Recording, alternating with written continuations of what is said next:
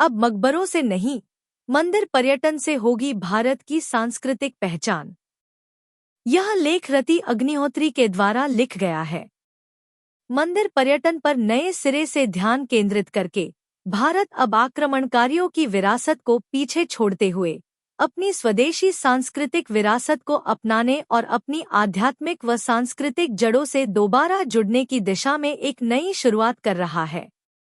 जब 1947 में भारत को स्वतंत्रता मिली, तो उसके पास अपनी सांस्कृतिक पहचान को पुनः परिभाषित करने और विश्व मंच पर अपनी प्राचीन वैदिक संस्कृति और मूल्यों की समृद्ध विरासत को प्रदर्शित करने का एक अनूठा अवसर था। यह समय था जब भारत अपने औपनिवेशिक अतीत से मुक्त होकर अपनी सांस्कृतिक जड़ों को पुनर्जीवित कर सकता था। लेकिन इसके विपरीत भारत ने एक ऐसा दृष्टिकोण अपनाया जो अपनी उपनिवेशवादी और आक्रमणकारी शक्तियों की तथाकथित सांस्कृतिक विरासत का महिमामंडन करता था। इस निर्णय ने एक प्रकार के स्टॉकहोम सिंड्रोम को बढ़ावा दिया, जिसमें न केवल विदेशी आक्रमणों के दौरान हुए अत्याचारों को भुला दिया गया, बल्कि इन आक्रमणकारियों की सांस्कृतिक पहचान को भारतीय संस्कृति के प्रतीक के रूप में अपनाया गया। स्वतंत्रता के बाद की सांस्कृतिक कूटनीति में इस्लामी संस्कृति को भारत की सांस्कृतिक पहचान के मुख्य स्वरूप के रूप में प्रस्तुत किया गया। दशकों तक भारत की वास्तुशिल्पीय धरोहर को ताजमहल, हुमायूं का मकबरा और कुतुब मीनार जैसे स्मारकों का पर्याय माना गया। विशेष रूप से ताजमहल, एक इस्लामी शासक द्वारा निर्मित स्मारक, भारत की सांस्कृतिक कूटनीति का केंद्रीय प्रतीक बना रहा। विदेशी गणमान्य व्यक्तियों की भारत यात्रा के दौरान ताजमहल को उनकी यात्रा का अभिन्न हिस्सा बनाया गया और इसे भारतीय संस्कृति का प्रतीक माना गया। यह विडंबना ही है कि एक ऐसा देश जिसने आक्रमणों और औपनिवेशिक शासन के तहत शताब्दियों तक अत्याचार झेले, उसी देश ने आक्रमणकारियों द्वारा निर्मित स्मारक को अपनी सांस्कृतिक पहचान का प्रतीक बना लिया। वामपंथी इतिहासकारों द्वारा मुगल शासन का व्यवस्थित महिमामंडन और उनकी क्रूरता को छिपाने के प्रयासों ने इस तथ्य को धुंधला कर दिया कि मुगल शासक अंततः आक्रमणकारी थे, जिन्होंने भारत की धार्मिक और सांस्कृतिक पृष्ठभूमि को अत्यधिक क्षति पहुंचाई। हालांकि हाल के वर्षों में धार्मिक पर्यटन और मंदिर पर्यटन में हुई वृद्धि ने इन पुरानी कथाओं को चुनौती देना शुरू कर दिया है। उदाहरण के लिए, एक हालिया रिपोर्ट के अनुसार अयोध्या का राम मंदिर 2024 में ताजमहल को पीछे छोड़ते हुए उत्तर प्रदेश का सबसे लोकप्रिय पर्यटन स्थल बन गया। इस दौरान अयोध्या में लगभग 14 करोड़ भारतीय पर्यटक आए, जबकि आगरा में 13 करोड़ पर्यटकों ने ताजमहल का दौरा किया। राम मंदिर के उद्घाटन के बाद अयोध्या में धार्मिक पर्यटन में 70% की उल्लेखनीय वृद्धि दर्ज की गई।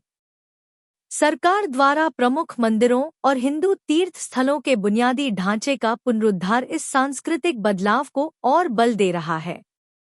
यह पहल भारत के सांस्कृतिक पुनरुत्थान की संभावनाओं को दर्शाती है। भारतीय नागरिकों की धार्मिक पर्यटन में बढ़ती रुचि ताजमहल की केंद्रीयता को चुनौती दे रही है, जिससे भारत के सांस्कृतिक विमर्श में एक बड़ा बदलाव संभव हो सकता है। कैसे अयोध्या भारत की आध्यात्मिक पहचान को एक नया आकार दे रहा है। अयोध्या में राम मंदिर का निर्माण और उसका उद्घाटन भारत की सांस्कृतिक और सभ्यतागत पहचान में एक ऐतिहासिक मोड़ साबित हुआ है। राम मंदिर के उद्घाटन के बाद के 2 महीनों में अयोध्या की स्थानीय अर्थव्यवस्था में उल्लेखनीय वृद्धि देखी गई।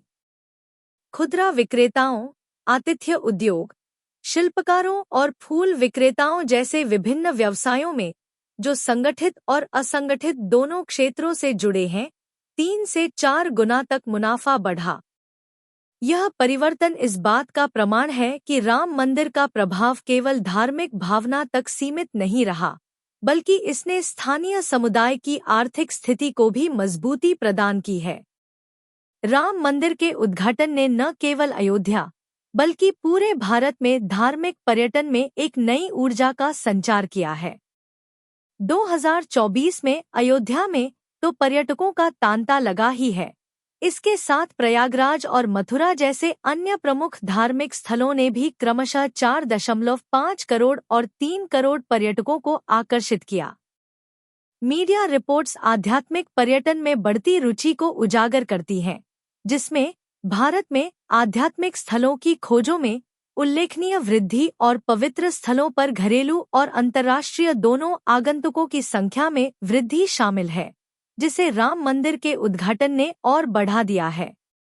ऑनलाइन ट्रैवल प्लेटफॉर्म मेकमाईट्रिप ने 2021 से 2023 तक भारत में आध्यात्मिक स्थलों की खोज में 97% की वृद्धि दर्ज की है, जिसमें अयोध्या में 22 जनवरी 2024 को होने वाले उद्घाटन समारोह से पहले अभूतपूर्व 585% की वृद्धि देखी गई। अन्य हिंदू आध्यात्मिक स्थलों की खोज में भी उल्लेखनीय वृद्धि देखी गई, जिनमें उज्जैन 359%, बद्रीनाथ 343%, अमरनाथ 329%, केदारनाथ 322%, मथुरा 223%, द्वारकाधीश 193%, शिरडी 181%, हरिद्वार 117% और बोधगया 114% शामिल हैं। 2024 में नए साल के उत्सव में एक उल्लेखनीय बदलाव देखने को मिला, जिसमें बड़ी संख्या में भारतीय नया साल मनाने के लिए मंदिरों और अन्य धार्मिक स्थलों पर जाना पसंद कर रहे हैं। जनवरी 2001-2025 को देश भर में मंदिर पर्यटन में खासा वृद्धि देखने को मिली, जिसमें अयोध्या राम मंदिर, दिल्ली में अक्षरधाम मंदिर और पुरी में जगन्नाथ मंदिर जैसे प्रमुख स्थलों पर भक्तों की भीड़ उमड़ पड़ी। नव वर्ष के अवसर पर अकेले अयोध्या राम मंदिर में ही 2 लाख से अधिक भक्तों का तांता लग गया, जिनमें से कई साल की पहली आरती में भाग लेने के लिए लंबी कतारों में खड़े थे। जबकि रेस्तरां, मॉल और मनोरंजन स्थलों पर नववर्ष मनाने का पारंपरिक ट्रेंड हमेशा की तरह जारी रहा, भारत में प्रमुख मंदिरों में दर्शन के साथ वर्ष की शुरुआत करने का एक नया चलन सामने आया है। दिल्ली और मुंबई जैसे महानगरों के साथ साथ ओडिशा, तेलंगाना, कर्नाटक और उत्तर प्रदेश जैसे राज्यों में भी प्रसिद्ध मंदिरों में भक्तों की भीड़ उमड़ पड़ी, जो एक महत्वपूर्ण सांस्कृतिक बदलाव को दर्शाता है। ग्रेगोरियन नव वर्ष का परंपरागत रूप से भारत के धार्मिक तंत्र में कुछ खास महत्व नहीं रहा। भारत में धार्मिक मान्यताओं के अनुसार वैदिक चंद्र कैलेंडर के आधार पर कई नए साल मनाए जाते हैं।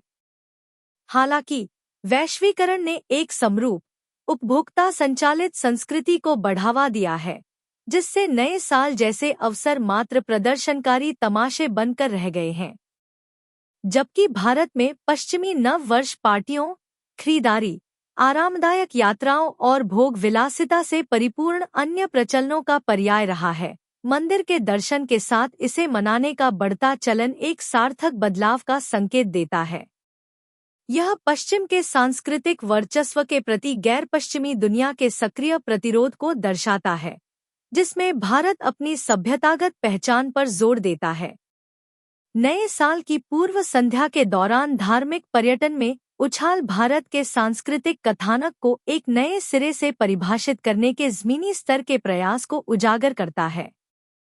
अयोध्या राम मंदिर के निर्माण ने भारत में हिंदू मंदिरों के संदर्भ में एक सकारात्मक कथानक को बढ़ावा दिया है, जो प्रायः वामउदारवादी दृष्टिकोणों द्वारा पोषित गलत धारणाओं को चुनौती देता है। वामउदारवादी तंत्र अक्सर हिंदू मंदिरों का बेहद सनसनीखेज और अपमानजनक चित्रण करता आया है।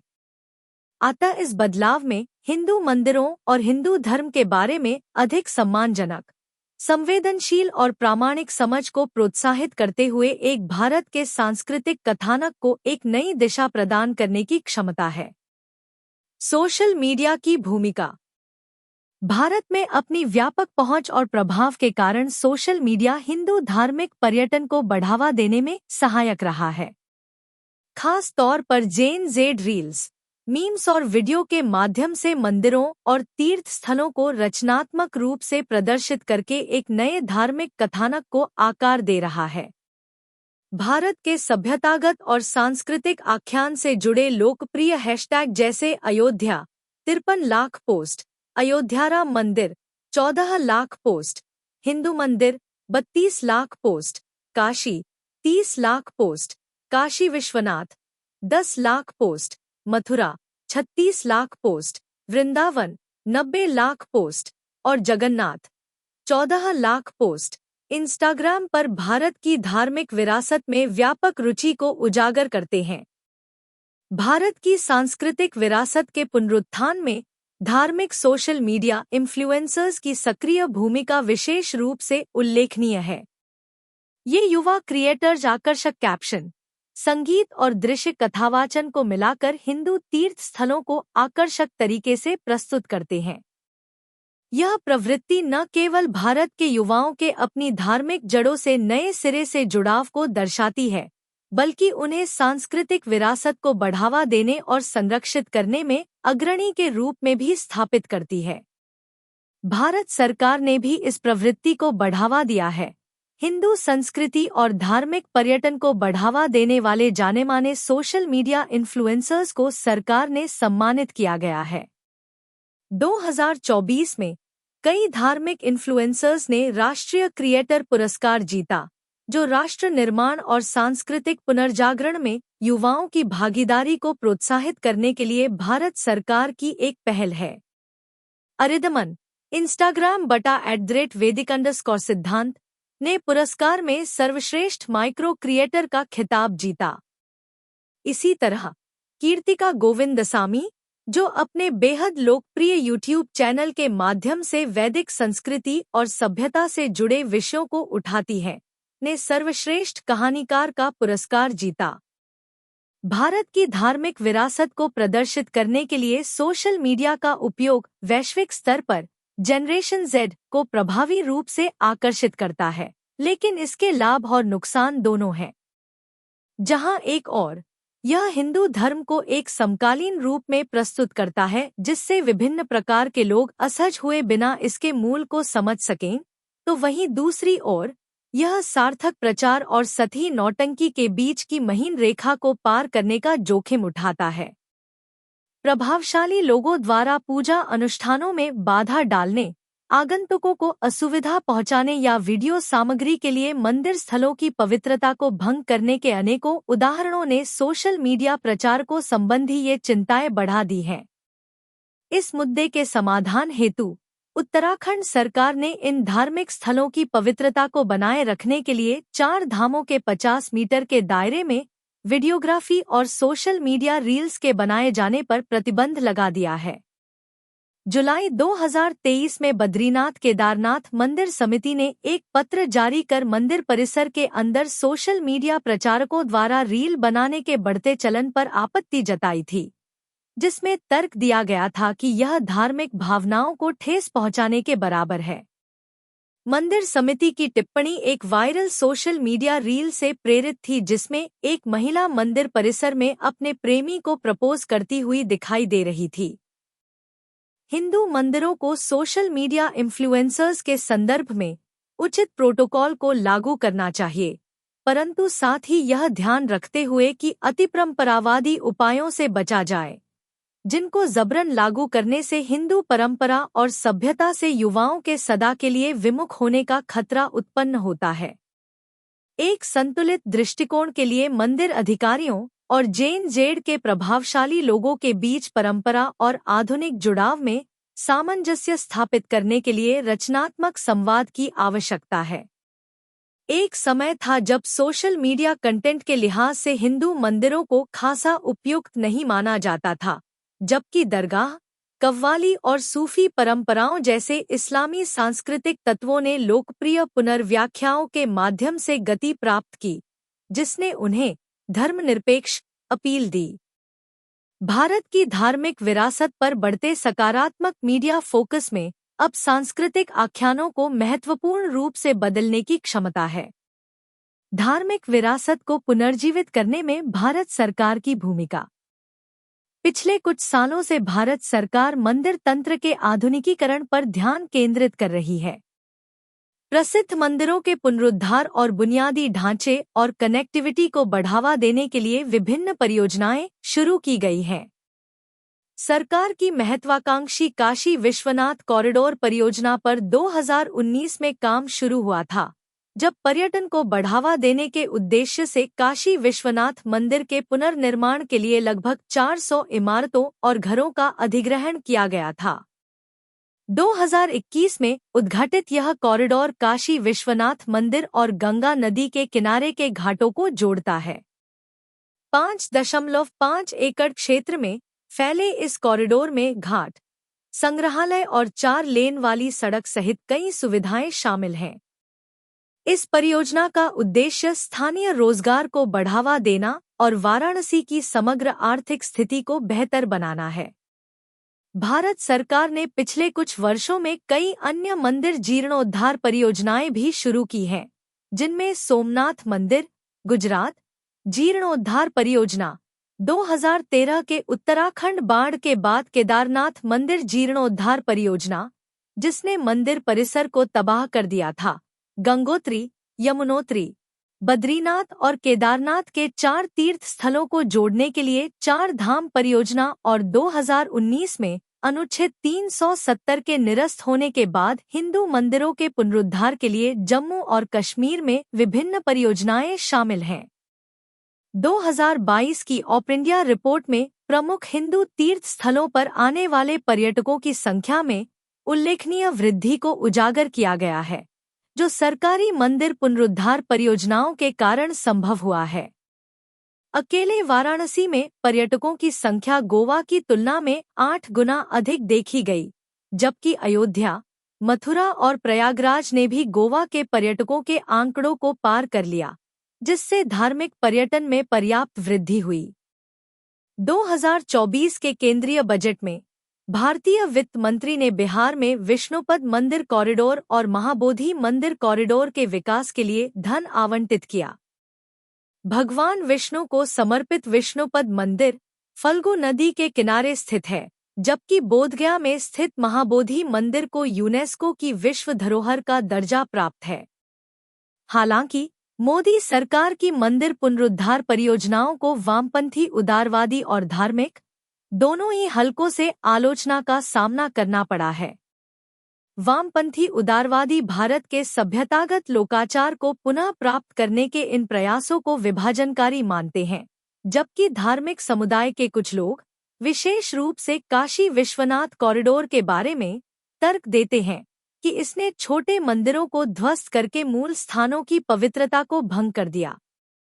इसके अतिरिक्त रिपोर्टें बताती हैं कि परियोजना के शुरुआती चरण में मंदिर के पास आवासीय और व्यावसायिक संरचनाओं को ध्वस्त करके परिवारों को विस्थापित किया गया।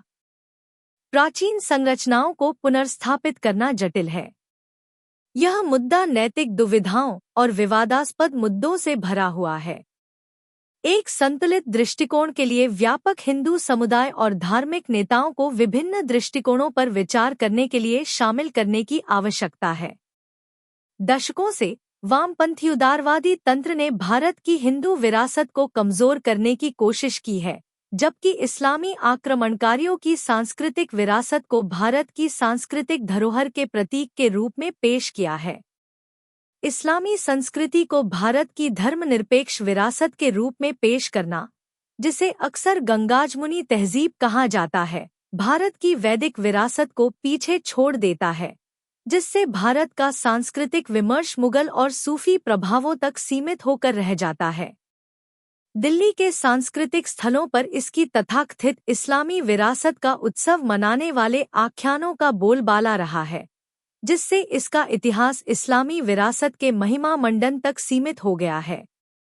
इस विकृति के कारण एक ऐसी युवा संस्कृति उपजी है जिसके अंतर्गत भारत के युवा वर्ग का एक बड़ा तबका लोधी गार्डन, हुमायूं के मकबरे और दिल्ली की अनेकों दरगाहों जैसी जगहों से भावनात्मक रूप से अधिक जुड़ा हुआ है, न कि अपनी सनातनी जड़ों से।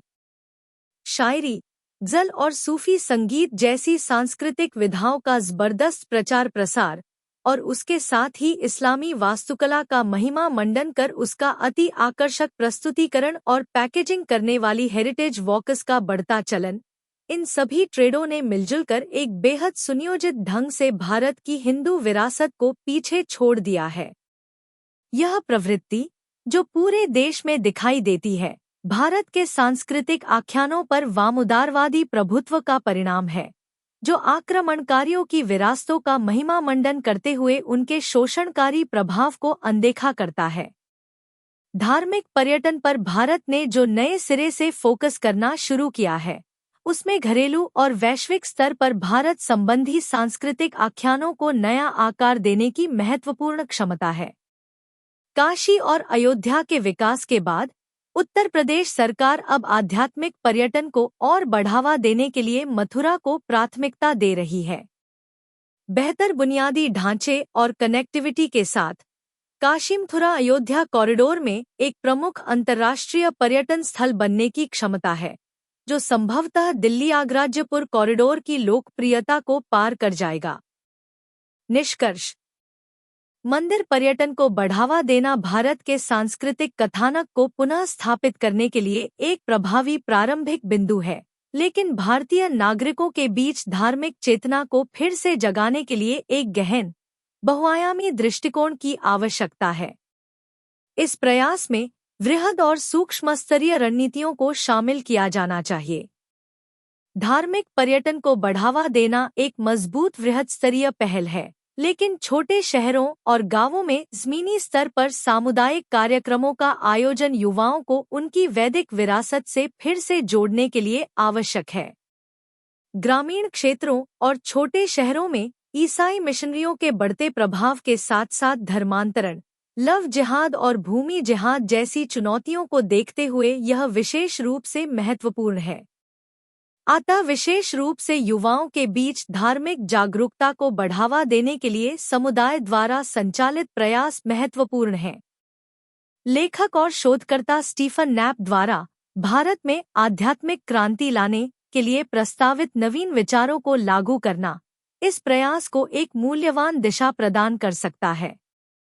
स्वामियों और आचार्यों द्वारा भारत के विभिन्न गांवों में लगातार पदयात्राएं, हर गांव में छोटे छोटे मंदिर बनाना, ग्रामीणों को संगठित करना और उन्हें अपनी संस्कृति की रक्षा करना सिखाना, परंपराओं और संस्कृति को साझा करने की ओपन डोर पॉलिसी स्थापित करना, धर्म परिवर्तन को रोकने के लिए मंदिर की गतिविधियों में आम लोगों की भागीदारी बढ़ाएं। मंदिरों को वैदिक शिक्षा के केंद्र बनना चाहिए। मंदिरों में वैदिक संस्कृति और दर्शन के विभिन्न पहलुओं पर नियमित कक्षाएं आयोजित की जानी चाहिए। गरीबों की शैक्षिक और चिकित्सा आवश्यकताओं को पूरा करने के लिए विभिन्न धार्मिक हितधारकों को आगे आना चाहिए।